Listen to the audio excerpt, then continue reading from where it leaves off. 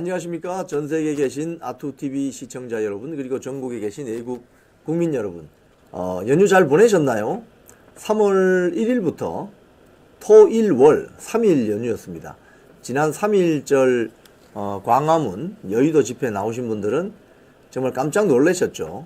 엄청난 애국 국민들이 쏟아져 나왔습니다. 그동안 저도 당시 그 3월 1일 날 대학로에 가서 2030 대학생들하고 함께 행진을 해가지고 보신각까지 갔다가 또 광화문으로 이동해서 집회 현장을 좀 스케치를 하고 라방을 했었는데요. 제가 그동안 본 인파 중에서 가장 많이 왔더라고요. 굉장했습니다. 그래서 광화문 그 대로 16개 차로입니까?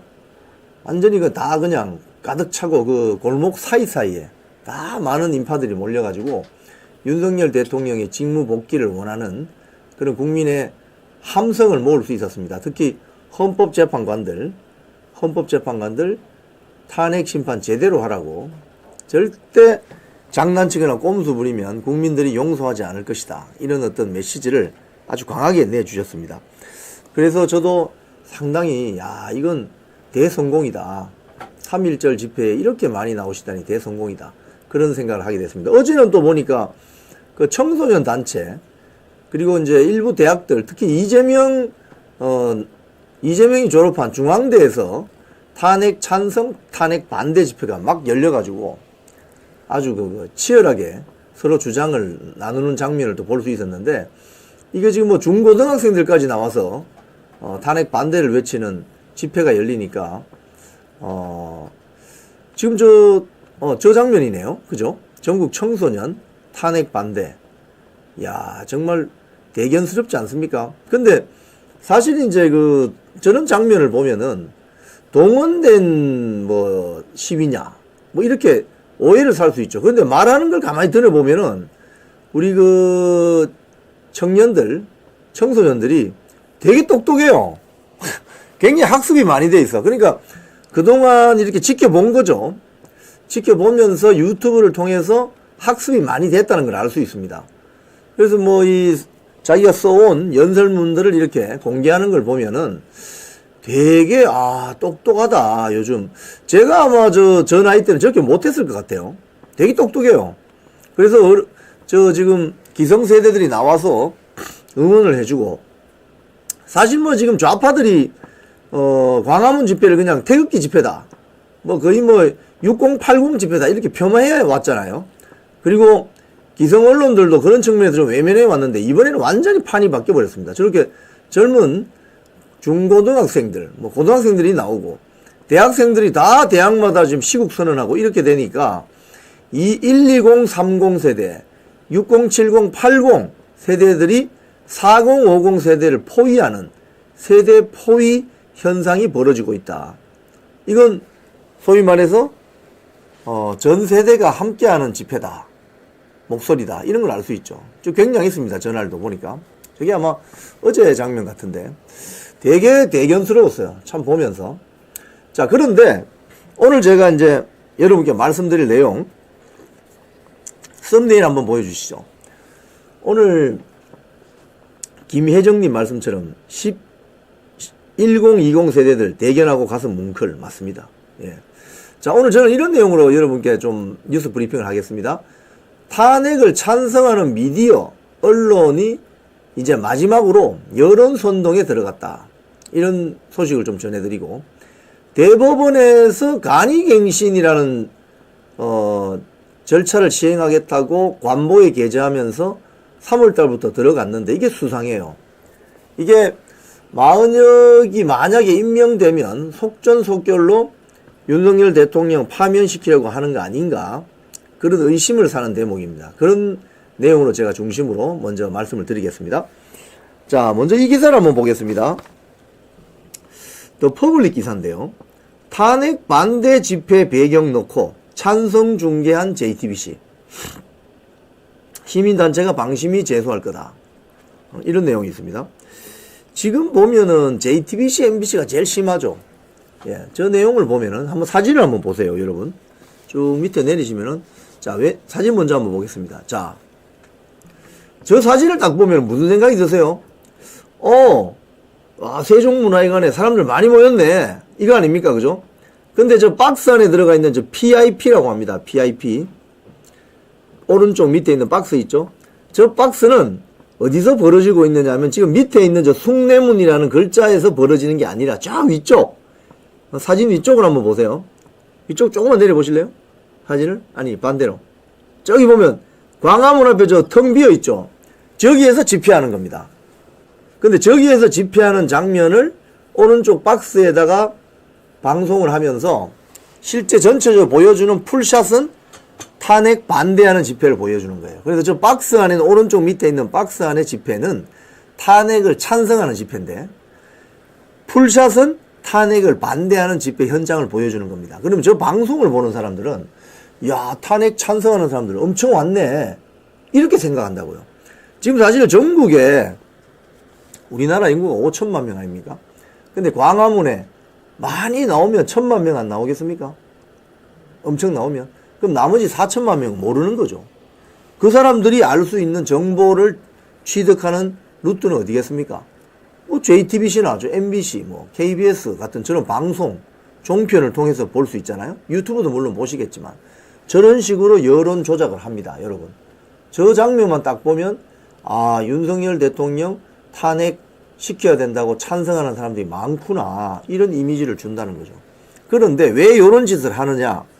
8년 전 박근혜 대통령 때는요. 저 광화문 저 현장이 박근혜 대통령 파면시키라고 하는 촛불 집회가 그냥 일방적으로 벌어졌습니다. 그때는 JTBC를 포함해서 거의 모든 방송사가 촛불 집회 생중계를 했습니다. 그러니까 그건 뭐 막을 수가 없었던 거죠. 생중계를 했습니다. 지금 생중계 합니까, 여러분? 안 하죠. 생중계 안 합니다. 저런 식으로 그냥 그림 여론 조작하고 있죠. 자, 밑에 한번 사진 한번 더 보세요. 자, 이것도 마찬가지입니다. 오른쪽에 있는 밑에 박스에 들어있는 집회 현장은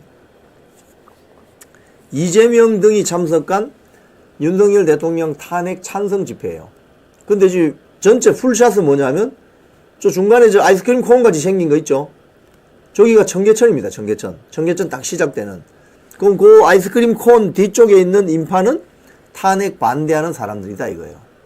JTBC는 어디서 저런 CCTV를 다 찾아가지고 저렇게 여론 조작을 하는지 모르겠어요. 저것도 여론 조작이죠. 이 시각 집회 현장 이러면은 오른쪽 밑에 탄핵 찬성 집회니까 야, 탄핵 찬성 집회에 엄청나게 나왔네. 서울에 사는 분들은 저기가 어딘지 알기 때문에 저 거짓말인 걸 알 수 있죠. 그런데 저 지리를 잘 모르는 분들은 와, 윤석열 대통령 탄핵 찬성하라고 하는 사람들이 저렇게 많이 쏟아져 나왔구나라고 선전선동되는 겁니다. 그게 지금 오른쪽 상단에 있는 저 방송사 로고 보이죠? JTBC. JTBC가 저런 짓을 하고 있습니다. 지금 여러분 속아 넘어가시면 안 됩니다. 또 밑에 한 번 더 사진이 더 있을 텐데 한번 볼까요? 자, 이것도 보세요. 이건 여의도입니다. 여의도. 여의도인데 여의도 집회는 또 썰렁하게 보이죠. 그죠? 오른쪽 밑에 있는 사진은 그러니까 그림은 그 여의도 세이브 코리아에 나온 국민의힘 정치인들을 보여주는 거예요. 사진 한번 좀 확대해 보실래요? 저 장면을. 예, 오른쪽 보면은. 아니네. 그러니까 저게 이재명이 있네, 이재명. 그러니까 이것도 조작입니다. 뭐냐면 사진을 좀 줄여보시면 오른쪽 밑에 박스 안에 있는 것은 탄핵 찬성 집회고, 그죠? 왼쪽에 풀샷은 여의도 집회입니다. 저 왼쪽 풀샷 큰 모니터에 전환길 씨인가 누가 좀 나오는 것 같은데요? 저기도 사람이 꽤 모였죠? 그러니까 이런 식으로 여론 조작을 하는 거예요. 마치 저 풀샷에 있는 풀샷이라는 게 다 찼다 이 말입니다. 다 차 있는 그림에, 배경 그림에 보면은 저 집회 안에 오른쪽 박스에 있는 사람들이 들어가 있다. 이걸 보여주는 거거든요. 그러니까 여의도 현장, 여의도 진입부라고 되어 있지 않습니까? 야, 여의도 현장에도 저 이재명 등 왔는데 사람들이 굉장히 많이 보이네. 이런 식으로 그림을 통해서 조작을 한다는 거예요. 자, 밑에 한번 사진이 하나 더 있을 것 같은데. 자, 이것도 마찬가지죠. 오른쪽은 탄핵 찬성 집회죠. 파란 잠바를 입고 나왔죠. 자, 왼쪽 그림. 그러니까 풀샷은 탄핵 찬성 집회가 많습니다. 맞습니다. 그런데 보세요.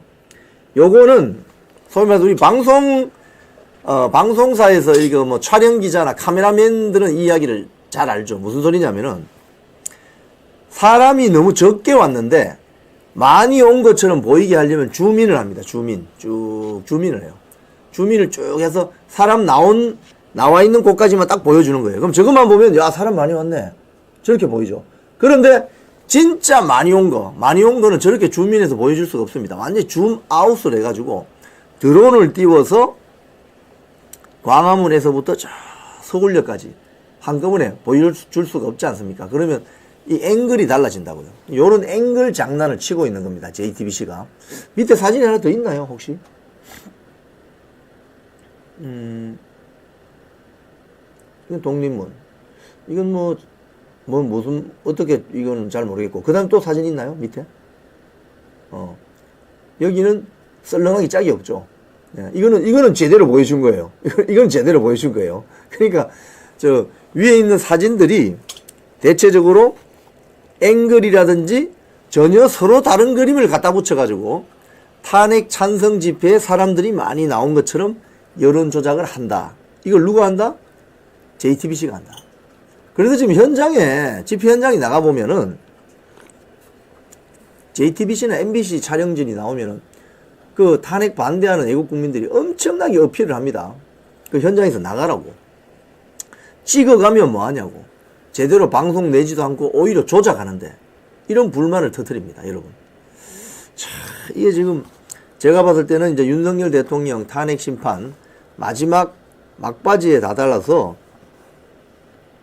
MBC, JTBC 중심으로 여론을 조작한다. 이런 것들을 알 수 있습니다.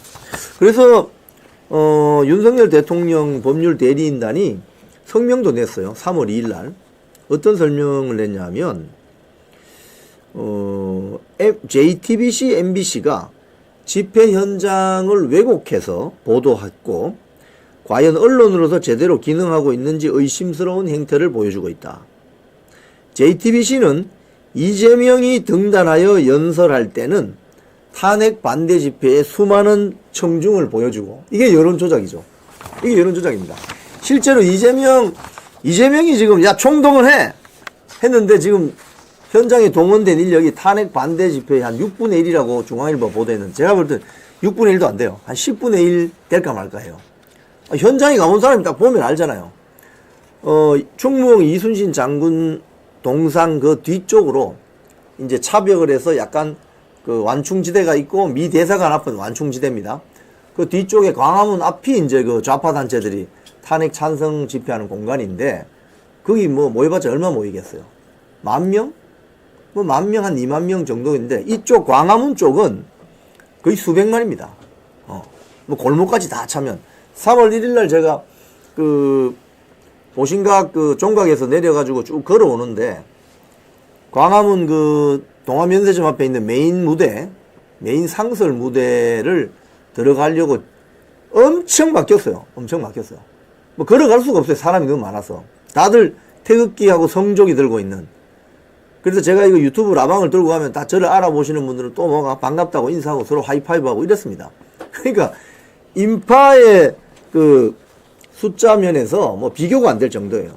그래서 또 이렇게 이 윤석열 대통령 변호인단에서 반면에 국민의힘 의원들이 등단해서 연설할 때는 탄핵 찬성 집회에 한산한 모습을 배경 화면으로 사용한다. 왜 이렇게 했습니까?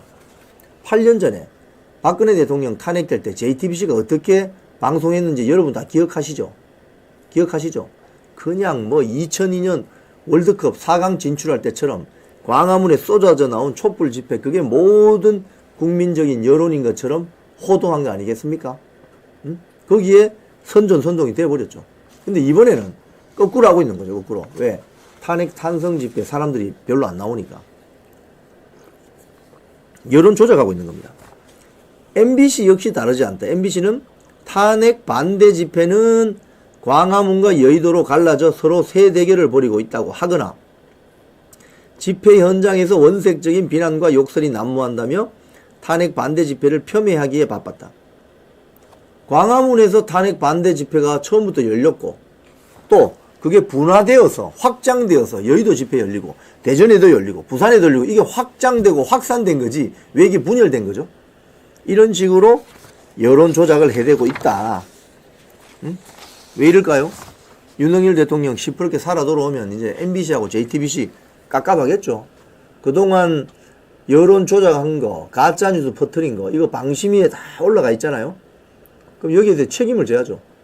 응? 예. 윤가비님, 박통 탄핵 때 방송이랑 비교해 보셨으면 어떨까요? 제가 이 사진을 찾아봤는데요. 8년 전에 그 촛불 집회할 때 어느 정도의 인원이 나왔느냐 사진들이 있더라고요. 제가 보니까 그 미 대사관 앞에 광화문 앞에서부터 기껏 많이 가봤자 서울시 의회 정도까지더라고요. 그러니까 지금 이 탄핵 반대 집회는 충무공 이순신 동상 그 뒤부터 해서 서울역까지 갑니다. 서울역까지. 3일 전에는 서울역까지 갔어요. 거기 가다가 또 우리 공화당 하는 또 거기 대한문 지나서 거기 서울역까지 가버렸어요. 사람들이 그렇게 많이 나왔습니다. 이게 비교가 안 돼요, 비교가. 자, 이렇게 미디어들이 여론 조작을 해대고 있다. 여기에 속아 넘어가시면 안 됩니다. 자, 그리고 여론 조작도 한다. 어떻게? 경향신문 한번 볼까요? 한국갤럽이 여론조사를 했는데 이재명 35%, 김문수 10%, 한동훈, 홍준표 4% 이런 식으로 발표를 했습니다. 3.1절 직전에. 이 기사입니다. 자, 이게 어떻게 여론 조작하느냐 제가 알려드릴게요. 한국갤럽은 미국에 있는 갤럽하고 완전히 관계가 없는 회사입니다.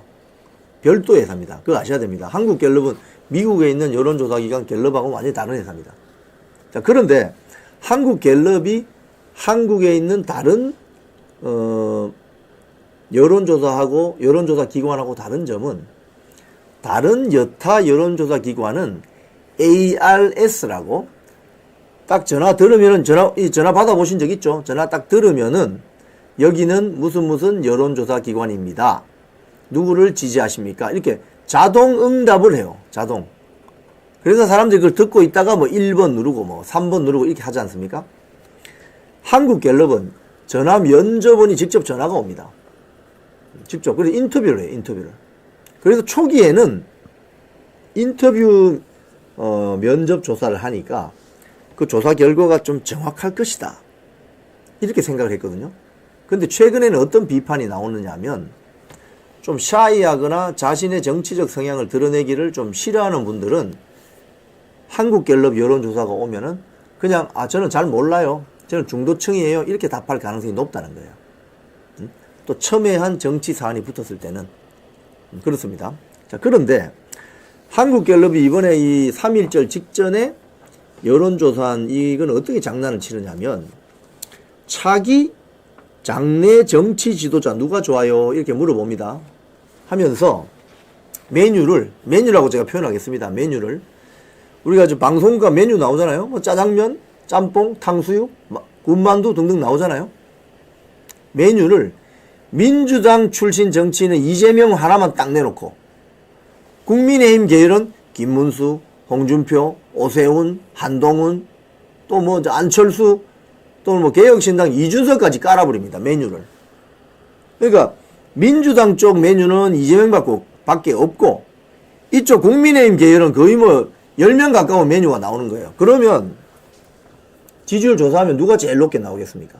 이재명이 당연히 높게 나오죠. 왜? 그 전화 면접원 인터뷰를 받은 사람들 중에 민주당 지지자들은 절대 홍준표나 오세훈이나 김문수나 안철수 안 찍을 거 아닙니까? 오로지 이재명밖에 찍지 않을 거 아닙니까? 그러면 이재명 지지율이 당연히 높게 나오지. 그러니까 지금 이 경향신문 보도된 것처럼 이재명은 35%인데 김문수는 10%밖에 안 나온다. 이렇게 여론 조작을 하는 거예요. 자, 그러면 이걸 제대로 하려면 어떻게 해야 되냐? 민주당 메뉴도 다양하게 해야 돼요. 이재명, 김동연, 김부겸, 김경수, 김두관, 이낙연, 정세균, 즉 민주당 내에 삼김 삼총. 삼김은 김씨들이고 삼총은 노무현, 문재인 때 총리했던 사람들 말합니다. 그래서 이 삼김 삼총이 다 나오는 메뉴가 나와야 그게 비교적 정확한 여론조사인데 한국갤럽은 그렇게 하지 않죠. 이재명 하나만 딱 상수로 두고 나머지는 전부 변수로 두어서 국민들의 의견을 물어보는 거예요. 그러면 당연히 이재명 지지율이 높아지지. 그런데 이재명하고 삼김 삼총을 다 집어넣어버리면 이재명 지지율이 낮아지겠죠. 그거 아닙니까? 이런 식으로 여론 조작을 하고 있다. 자, 그리고 중앙일보 이 보도도 마찬가지예요. 3일절이 나온 보도인데 범보수 7명 다 더해도 24%. 전문가가 꼽은 이재명 대항마는 이런 기사가 있습니다. 여기 보면 그래픽이 딱 여론 조작의 그 그래픽을 볼 수 있습니다. 장내 정치 지도자 선호. 중앙일보 한번 보세요. 범보수 7명 다 더해도 24%. 범보수 7명 다 더해도 24%. 중앙일보입니다. 전문가가 꼽은 이재명 대항마는. 뭐 이것도 마찬가지예요. 이걸 이제 한국갤럽이 여론조사 결과를 내놓은 거를 이 중앙일보가 이제 분석하는 기사를 썼는데 분석의 틀이 잘못된 거예요. 이거는 기본적으로. 예, 이겁니다. 밑에 한번 내려보시면은 그래픽이 있죠. 쭉 이거는 저거네요. 댓글이네요. 댓글. 본문 보기. 예, 본문 보기. 봅시다. 자, 그래픽 보세요. 장내 정치 지도자 선호도. 왼쪽 파란 거는 35%, 이재명 혼자입니다. 오른쪽은 김문수, 한동훈, 홍준표 다 더해서 몇 프로다? 24%다. 이게 얼마나 편파적인 여론 조작입니까? 저렇게 할 것 같으면은 오히려 예를 들면 거꾸로 이야기하면은 우파 진영의 지도자, 예를 들면 장내 정치 지도자 김문수 한 명 박아놓고 왼쪽에는 이재명, 이낙연, 김동연, 김부겸, 김경수, 김두관, 정세균 다 박아놓는 게 차라리 낫죠. 유시민까지 집어넣지 뭐. 그렇게 되면은 김문수 장관 지지율이 제일 올라가지 않겠어요? 저는 장난을 치고 있다니까 지금요. 그러니까 중앙일보도 여기에 편성해서 이런 장난을 친다. 이런 장난질이 여러분 보이시죠? 이제 눈에 보이실 겁니다. 막판 되면 이제 윤석열 대통령 탄핵 심판 막바지에 들어가면 이런 언론과 여론조사 미디어 기관의 장난질이 심해질 것이다. 어제 또 보니까 뭐 리얼미터 여론조사도 비슷하던데요. 이것도 또 이런 식으로 여론조사를 했더라고요. 물론 거기는 후보별로 뭐 매치했을 경우 딱 단독 대결했을 경우 뭐 있는데 그럼에도 불구하고 이런 식으로 여론조사를 해요. 이재명은 항상 상수고. 그렇죠. 여기 YKJ07님 야당 인물은 한 명도 없는 이재명 대세론으로 박아버리는 이겁니다. 이거. 예. 이재명 대세론을 만들기 위해서 한국갤럽이 그것도 3일절 집회하기 직전에 여론조사 결과를 발표하고 이걸 중앙일보나 JTBC 이런 데서 가공해서 야 이재명 대세론이다. 왜 이런 걸 하겠습니까? 헌법재판관들한테 영향 주려고 하는 거죠. 무언에 재판관들 이제 곧 대선 열리면은 민주당 이재명이 대통령 되니까 몸조심들 해. 그리고 이번에 알지? 탄핵 심판은 파면으로 가는 거야. 이런 식으로 압박하는 저 대표적인 여론 조작입니다. 그것 때문에 그런 거예요. 자, 이번에는 간이갱신 좀 이야기하겠습니다. 저는 사실 개인적으로 윤석열 대통령 탄핵 심판 결과에 대해서 저는 여러분들을 희망 고문하지 않습니다. 탄핵이 기각될 수도 있고 탄핵이 인용될 수도 있습니다. 냉철해져야 됩니다. 여러분 이 방송 보시는 우리 시청자님들도 탄핵이 기각되면 좋죠. 그걸 많은 국민들이 애국 국민들은 바라고 있죠. 하지만 인용될 수도 있습니다. 어떻게 될지 몰라요. 그렇죠? 지금은 어떻게 될지 모릅니다. 뭐 혹자는 뭐 문화일보에도 그 지적을 했고 중앙일보 칼럼에서도 그 지적을 했는데 현재 5대3 정도로 탄핵 기각될 확률이 높지 않나? 그래서 40여기를 지금 저렇게 집어넣으려고 하는 거 아닌가? 이런 이야기를 하죠. 하지만 그것도 알 수 없습니다. 자, 그런데 우리가 확실히 알 수 있는 건 뭡니까, 여러분? 우리가 지금 이 단계에서 확실히 알 수 있는 것은 문영배, 이미선, 정계선 특히 이 세 사람은 재판관 말하는 겁니다. 우리법연구회 국제인권법연구회 소속으로서 대한민국 헌법보다는 자신들이 속해 있던 동아리 우리법연구회 국제인권법연구회의 의향대로 판결할 가능성이 아주 높다. 이건 우리가 알게 됐죠. 우리법연구회의 후신인 국제인권법연구회 출신인 오동훈 공수처장이 말도 안 되는 방식으로 영장 청구하고 집행받아서 하는 거 보세요.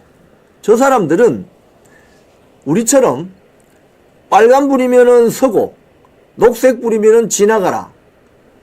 경찰이 호루라기 불어서 교통범칙금 끊으면은 아이고 죄송합니다. 조심하겠습니다. 라고 하는 법을 잘 지켜야 된다고 생각하는 사람들이 아니다라는 것을 이번에 우리가 알게 됐어요.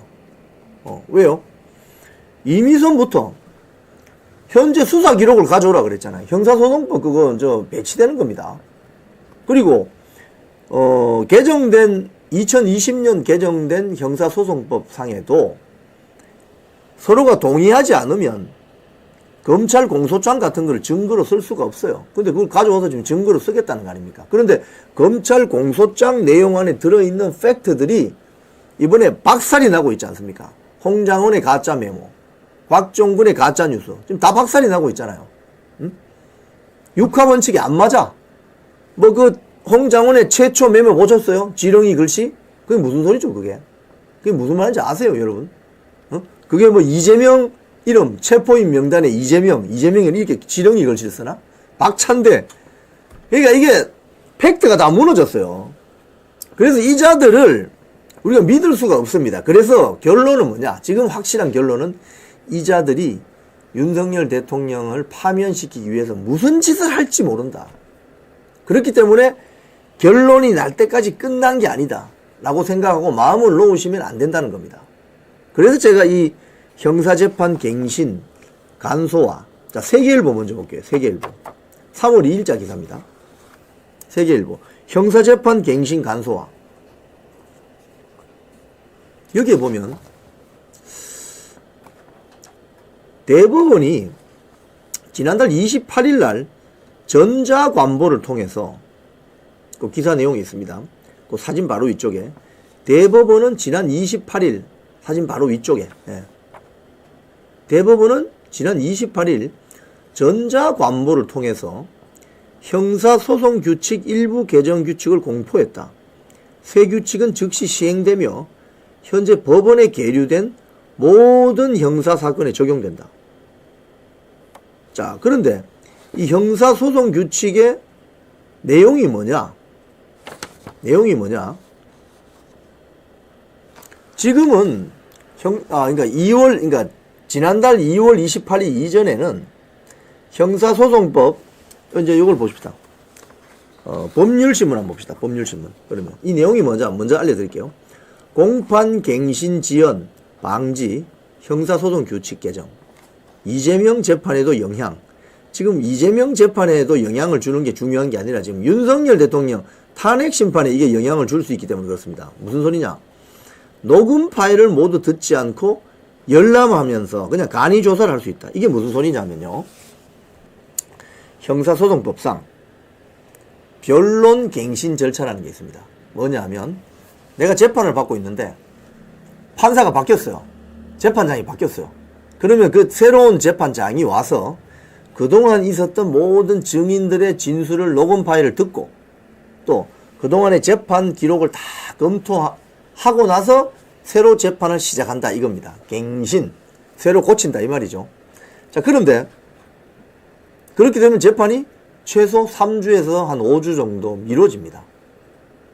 그런데 2월 28일 날 대법원에서 관보에 게재한 간이갱신 절차라는 게 뭐냐 하면 녹음 파일 듣지 않아도 되고 증인들 진술한 것을 녹취록을 만들어서 그냥 그 녹취록을 쭉 검토하고 나와서 재판할 수 있다 이 소리입니다. 근데 갑자기 이게 왜 지금 이걸 하는 거죠? 법률신문에 보면 이렇게 되어 있습니다. 대법원이 지난 20일, 그러니까 2월 20일입니다. 조희대 대법원장과 대법관 전원이 참석한 가운데 대법관 회의를 열었는데 거기에서 형사소송규칙 일부 개정안을 의결했다는 거예요. 의결된 규칙은 15일 이내에 법원 행정처장이 공포해 시행되는데 2월 28일 날 공포했어요. 벌써. 그래서 지금 시행된 겁니다.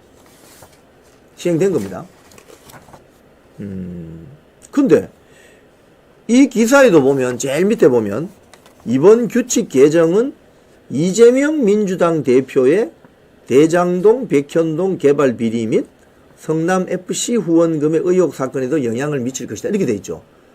근데 이거는 제가 볼 때 별 관심 사항이 아니에요. 이재명은 그동안 워낙 재판 지연 전술을 펴왔기 때문에 본인의 공직선거법 재판도 6개월 안에 끝낼 수 있는 걸 2년 2개월 끌었습니다. 1심 선고를. 그러니까 이번 규칙 개정이 된다고 해서 그동안 지연되었던 이재명 재판에 크게 영향을 준다? 이건 그 기사를 쓴 기자의 어떤 희망사항이고, 중요한 것은 대법원의 이번 전격적인 간이갱신 공포가 윤석열 대통령 탄핵심판 사건에 영향을 주지 않을까? 이걸 고민해 봐야 되는 거예요. 이걸 의심해 봐야 되는 겁니다. 그러면 이걸 의심하려면 뭐가 있어야 되느냐? 하나의 트리거건이 있어야 됩니다. 뭐냐? 마흔역입니다. 마흔역이. 자, 아까 그 세계일보 기사 다시 한번 돌아가 볼게요. 세계일보 기사. 형사재판 갱신안소는 제목 보세요. 저기 보면 마흔역 합류된 새규칙 적용 전망 딱 나오죠. 이겁니다. 이거 제가 지금 지적해드린 핵심은 서브 타이틀에 보면 마흔역 합류 때는 새규칙 적용 전망, 이재명 재판 등에도 영향 미치듯. 이재명 재판은 우리 별 관심 없고요.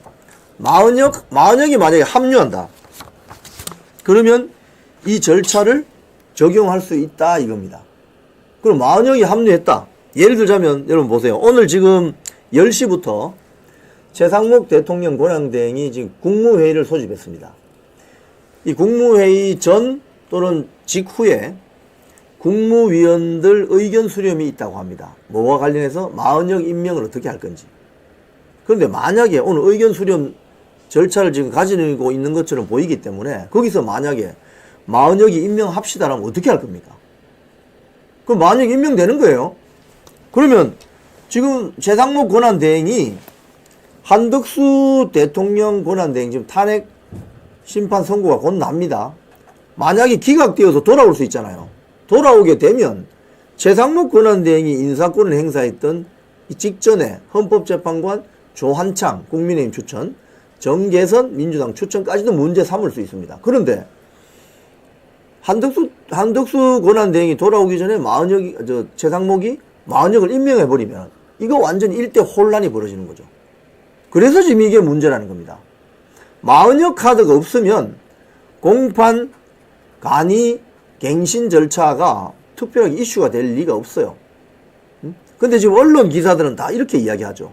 이게 이재명 재판에 영향을 줄 것이다. 이재명 재판은 지금 한참 남았어요. 지금 중요한 건 윤석열 대통령 탄핵 심판이란 말입니다.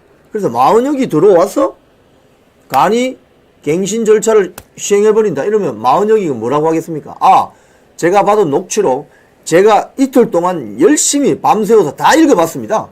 제가 이해 다 했습니다. 자, 저도 표결할 수 있습니다. 이렇게 되면 어떻게 될 거냐, 이게 이렇게 되면. 이게 지금 제가 왜 이런 염려를 하냐고 하면요. 저자들을 믿을 수가 없어요. 지금 문영배, 이미선, 정계선이 믿을 수 있습니까? 정계선은 직전 서부지방법원장이었습니다. 우리법연구회, 국제인권법 연구회 멤버들이 바글바글한 문영배 뭐 북침론 이야기하고, 이미선 여동생은 윤석열 대통령 탄핵 무슨 뭐 위원회 부위원장입니다. 이상희 변호사. 남편, 뭐 정계선 남편 황 변호사는 또 김희수 전 재판관하고 일하는 사람. 이게 다 연결이 돼 있는 거예요. 그러니까 이 자들 믿을 수가 없어요. 끝까지. 그러니까 끝까지 믿을 수 없기 때문에 이런 사소한 뭔가 꿈틀거림에 대해서 예민하게 우리가 예의주시하면서 끝까지 윤석열 대통령 탄핵 파면할 가능성에 대해서 주목해야 된다는 겁니다. 그래서 계속 문제 제기를 해야 된다는 거예요. 자, 이 투데이 기사 한번 봅시다. 마은혁 임명 시 탄핵 심판 지연. 여기 보면 이걸 먼저 보죠. 경향신문 봅시다. 경향신문. 마은혁 임명 경우의 수에 따른 윤석열 탄핵 심판 향방은. 이 기사는 요 왼쪽 편에 보면 2월 27일에 나온 기사입니다. 여러분, 제가 이 여러 신문들을 시청자 여러분께 보여드리면서 이렇게 종합적으로 설명드리는 이유는 이 기사가 언제 나오고 이런 거에 따라서 해설이 달라지기 때문에 그렇습니다. 요건 대법원이 간이갱신 절차를 시행한다는 관보 게재가 일어나기 하루 전날 나온 기사죠. 그죠? 여기 딱 보시면은 쭉 내려보세요. 경우에서 1번 마은혁 후보자가 곧바로 임명돼 헌재가 변론을 재개할 경우, 그러면 여기 보면 최 대행이 마은혁을 즉각 임명하면 헌재는 마우 후보자가 합류한 구인 완전체에서 결정을 내릴 수 있다. 왜 좌파 신문들이 구인 완전체 이렇게 하겠습니까? 8인, 7인, 심지어 6인에서도 탄핵 사건은 심리할 수 있고 의결할 수 있습니다. 근데 6인체, 그러니까 최상목 권한대행이 정계선이나 조한창을 임명하지 않았다면 지금 헌재는 6명 체제에서 윤석열 대통령 탄핵 심판을 하고 있겠죠. 심리를 했겠죠. 그러면 거기서 한 명만 반대해버리면은 윤석열 대통령은 시퍼렇게 살아 돌아옵니다. 그런데 최상목이 그 2명을 집어넣은 거예요. 결국은. 한덕수 총리가 그거 안 된다고 해서 자기는 탄핵까지 당했는데 최상목은 그 2명을 집어넣어버린 거예요. 근데 여기서 또 한 명 더 집어넣는다. 마은혁이까지. 좌파 신문들이나 민주당은 그게 구인 완전체다라고 이야기하지만 완전체? 6명 이상만 있으면 탄핵 심리할 수 있고 의결도 할 수 있습니다. 완전체가 중요한 게 아니에요. 그런데 지금 그 한덕수 권한대행의 어떤 그런 탄핵 사유 중에 하나가 헌법재판관 3명 임명 안 했다고 탄핵된 거거든요. 그러니까 완전체 하는 이유는 최대한 9명까지 집어넣어서 6명을 확보해서 헌법재판관 6명이 찬성해야 대통령을 파면시킬 수 있으니까 그 플레이를 하고 있는 겁니다. 그 플레이를 하고 있는 거예요. 자, 그래서 여기 보면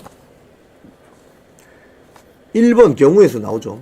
좀 밑에 보시면은 국회와 윤 대통령 측 동의를 얻어 간이갱신을 할 수도 있다. 뭐 이렇게 표현을 하죠. 간이갱신을 할 수도 있다. 이걸 우리가 한번 의심해 봐야 됩니다. 왜 좌파 신문들이 간이갱신을 할 수 있다라는 기사를 쓸까? 간이갱신을 하게 되면 마은혁이가 심리에 참여를 하고 지금 변론기는 다 끝났습니다만은 의결 절차에 참여할 수 있게 만들려면은 간이갱신을 하면 되는 거예요. 자, 그러니까 오늘 만약에 지금 국무회의가 지금 계속 열리고 있는데 최상목 권한대행이 국무회의 끝마치고 갑자기 나와서 오늘 오후쯤 마은혁 임명하기도 해버리면 어떻게 할 겁니까, 이거? 마은혁이 들어온다니까요? 들으면, 마침 2월 28일 날 대법원이 관보 개시를 했습니다. 간이갱신 절차를 쓸 수 있습니다. 이러면, 헌법재판관, 헌법재판연구원 TF 있다고 하죠. 외국인이 있다고 지금 이야기가 이상한 소리가 많잖아요. 걔들 지금 그동안 증인들 진술한 거, 재판기록, 녹취록, 증인 진술한 녹취록을 딱 만들어 놨을 거 아닙니까? 수천 페이지. 자, 이거 보십시오. 녹음 파일 직접 만들어도 됩니다. 이렇게 나올 거 아니에요, 분명히.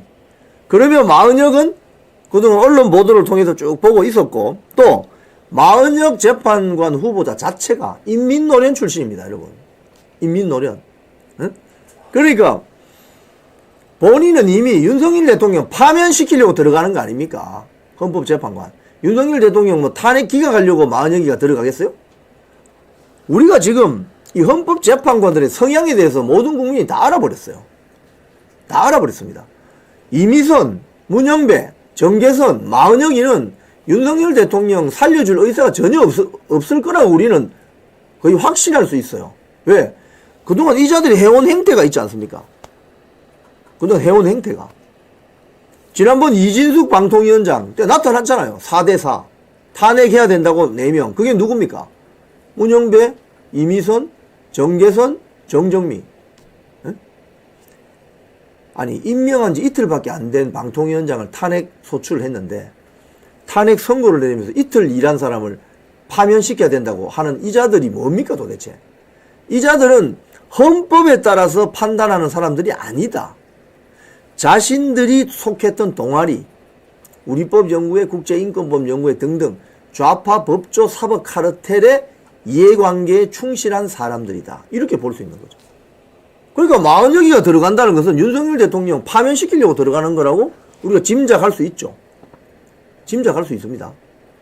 그럼 40여기가 들어가면 어떻게 딱 나오겠어요? 간이갱신 절차를 이용하십시오.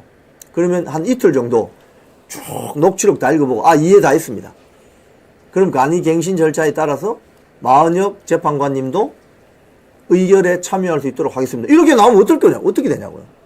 지금 박찬대가, 민주당 원내대표 박찬대가 3.1절 직전에 민생 협의체 하자고 하면서 왔다가 최상목 권한대행이 마은혁 임명하라 이러면서 그 판 깨고 나가버렸잖아요. 그러니까 지금 민주당, 이재명 민주당은 민생 회복이나 이게 지금 1차적 관심이 아닙니다. 어쨌든지 윤석열 대통령을 파면시켜야 된다. 이게 지금 1차 목표예요. 그러니까 어떤 수단과 방법을 가리지 않고 덤벼들 거다 이 말입니다. 그래서 제가 왜 조희대 대법원장 등 대법관들이 2월 20일 날 간이갱신 절차를 하겠다고 왜 공포를 하냐 이거예요. 2월 28일에.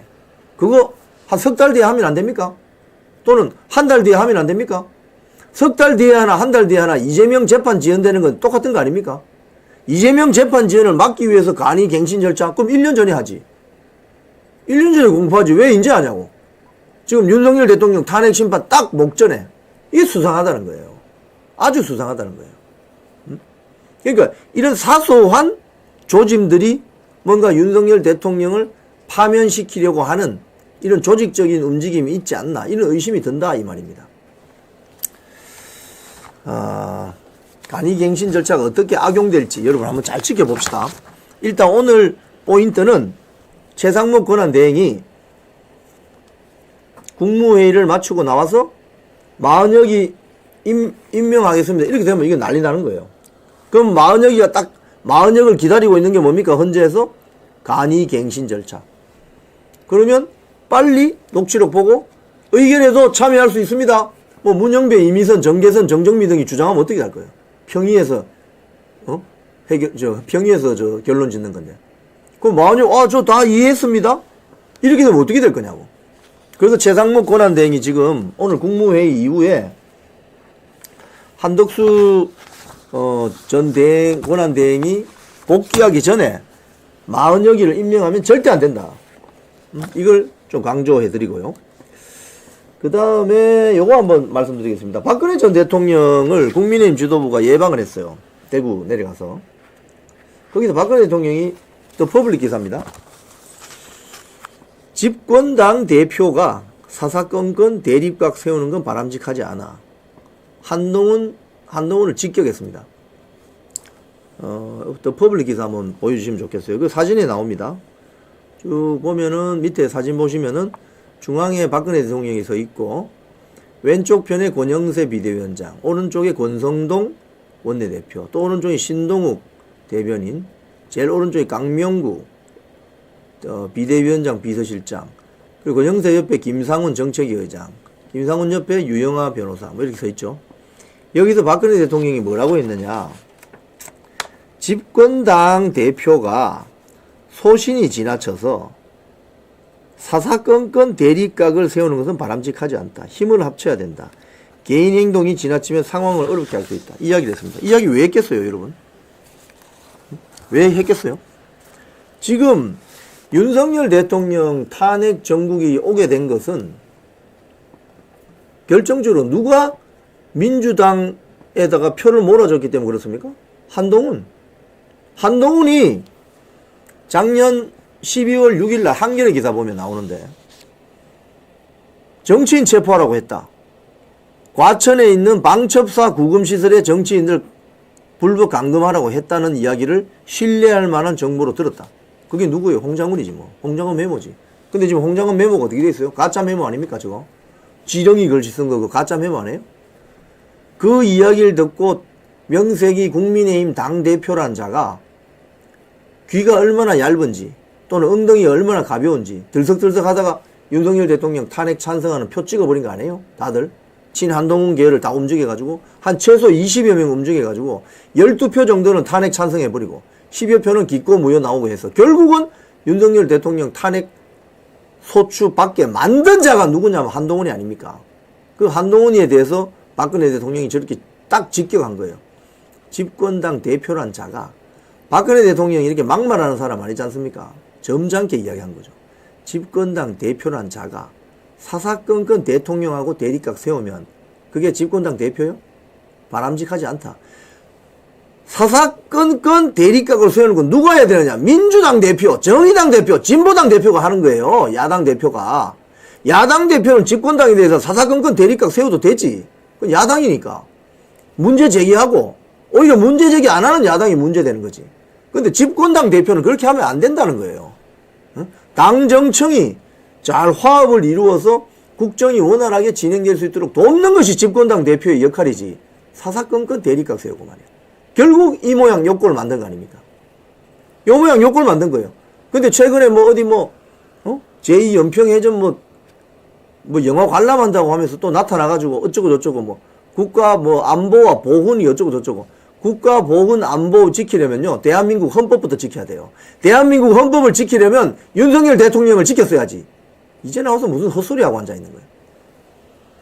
펜앤마이크 여론조사 제가 마지막으로 전해드리겠습니다. 국민들께 물어봤습니다. 의원 내각제 할까요 말까요? 전 국민의 52.4%가 개헌하더라도 의원 내각제는 안 된다. 의원 내각제 하면 국민 여러분이 총리를 뽑을 수 있습니까? 못 뽑습니다. 의원 내각제는 그 정당들, 국회의원들이 투표해서 총리 뽑습니다. 일본 보세요. 영국 보세요. 국민들이 직접 총리 못 뽑아요. 여러분, 간접 선거 되는 겁니다. 그러니까 지금은 국민들이 직접 1인 1표 행사에서 자기 손으로 대통령 뽑는 게 87체제, 제6공화국 헌법입니다. 근데 윤석열 대통령이 개헌하겠다, 제7공화국 열겠다고 한 거잖아요. 근데 국민들은 제7공화국 개헌 좋다 하지만 의원 내각제는 절대 안 된다. 52.4%입니다. 그 다음 국회의원들 파면 가능해야 되고 국민 소환제도 필요하다. 이게 압도적입니다. 79.1%.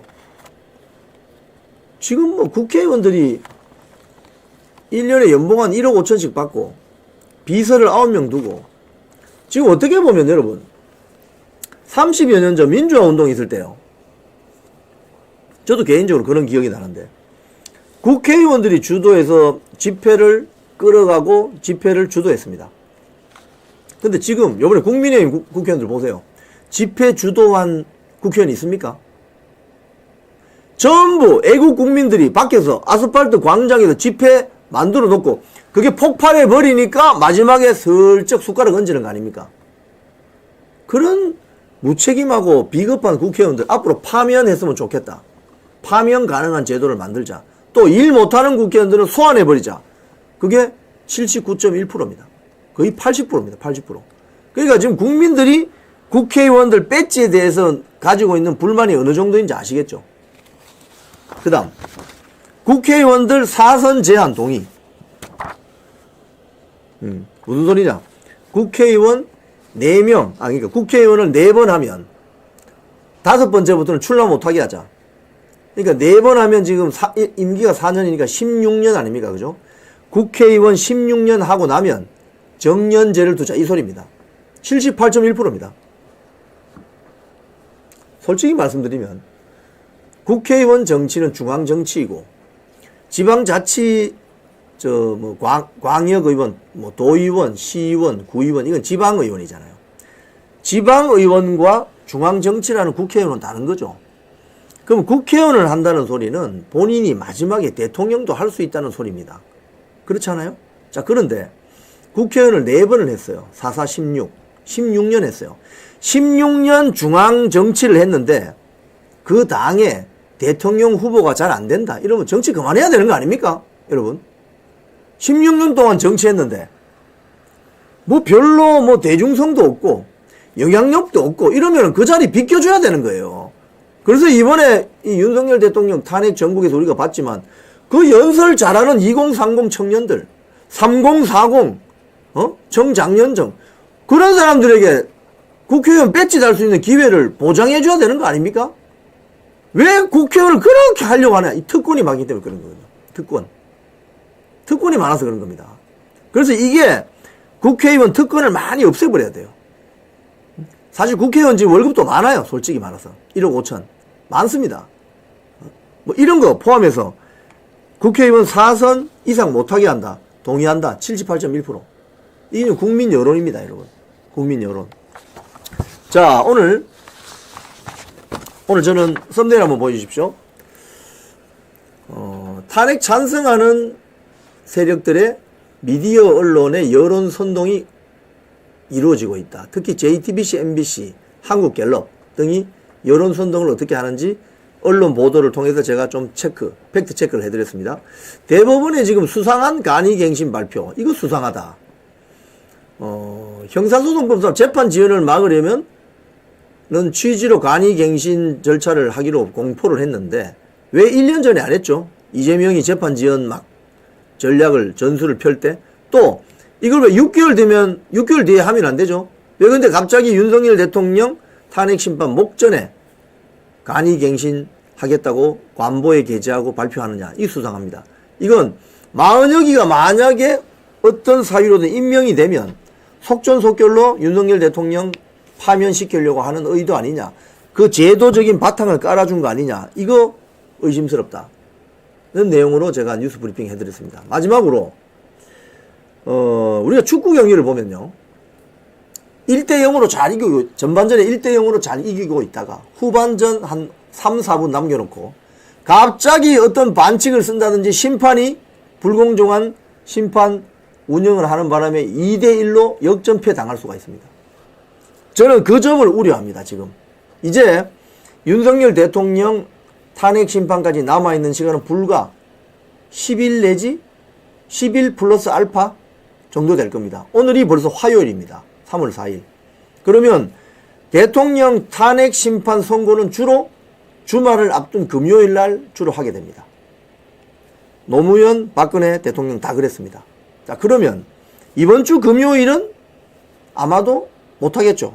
아직 선고하는 날짜를 밝히지 않았으니까. 그러면 다음 주 금요일이 며칠이죠? 한번 봐주실래요? 이번 주 4일, 5, 6, 7, 8, 8일, 7일 다음엔 14일이 되나요? 14일. 3월 14일 날 윤석열 대통령 탄핵 심판 선고가 가능할 수도 있다는 보도가 일부 오늘 아침 조간신문에 나와 있습니다. 자, 그러면 그 사이에 만약일을 어떻게 해서 임명을 집어넣고 간이갱신 절차 이용하시면 됩니다. 이렇게 해서 간이갱신 절차를 악용해버리면은 1대0으로 이기고 있었는데 2대1로 역전패 당할 수도 있다. 이겁니다. 쉽게 말씀드리면. 그 점을 저는 우려하기 때문에 너무 희망 회로를 돌리지 마시기 바랍니다. 지금부터 앞으로 한 10여일 동안은 너무 희망 회로를 돌리지 마시기 바랍니다. 왜? 저자들이 어떤 세력인가는 이번에 탄핵 정국에서 여러분 다 보셨지 않습니까? 대한민국 헌법을 망가뜨리려고 하는 세력들입니다. 그렇기 때문에 절대 희망 회로를 돌리지 말고 인용될, 즉 윤석열 대통령이 파면될 수도 있다고 생각하고 예의주셔야 됩니다. 그래야만 저자들이 어떤 나쁜 삽질, 뻘짓을 할 때 막아낼 수가 있는 겁니다. 자, 그 점에서 이영풍 뉴스 브리핑 통해서 여러분들에게 계속 팩트 체크하고 또 뉴스를 체크해 드리도록 그렇게 하겠습니다. 자, 끝까지 시청해 주신 여러분께 감사드립니다. 오늘 뉴스 브리핑 여기까지 하겠습니다. 고맙습니다. 아, 광고 있네요. 광고 하겠습니다. 알부민입니다. 제가 오늘 이 방송하기 전에 이 알부민을 안 마셨더니 제가 광고 까먹을 뻔했습니다. 밑에 보면 번호 나오죠. 1522-2429 1522-2429 전화하시면은 아투TV 시청자님들은 2박스 사면 1박스 드립니다. 이게 맛도 괜찮아요. 약간 바카스 맛이 나면서 달달하면서 먹는데 전혀 부담이 없습니다. 1522-2429 전화하시면 2박스 사시면 1박스는 그저 드린다고 합니다. 2+1 행사 즐겨보시기 바랍니다. 자, 오늘 이영풍의 뉴스 브리핑 여기까지 하겠습니다. 끝까지 시청해 주신 여러분께 감사드립니다. 고맙습니다. 내일 뵙겠습니다.